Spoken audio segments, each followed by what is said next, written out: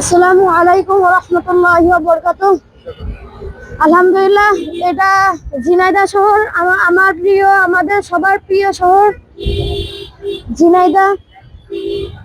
আমি এই শহরেই জন্ম হয়েছি, এই শহরেই বেড়ে উঠেছি, এই শহরেই বড় হয়েছি এবং এই শহরেই আমি পড়ালেখা করি। এই শহরটা অনেক পরিষ্কার পরিচ্ছন্ন। পাশেই আমাদের আরেকটু সামনে ঈদগাহ মাঠ, কেন্দ্রীয় ঈদগাহ ময়দান, এই যে এটা, এবং এটা উজির আলী স্কুল, অনেক বড় স্কুল। এটা হচ্ছে এই জায়গাটার নাম হচ্ছে কলা বাগান।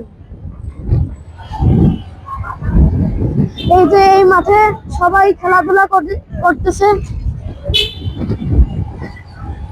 আলহামদুলিল্লাহ, আমাদের সবার এই শহরটা অনেক ভালো লাগে। সবাই আমাদের সবার জন্য দোয়া করবেন। আসসালামু আলাইকুম ওয়া রাহমাতুল্লাহি ওয়া বারাকাতুহু।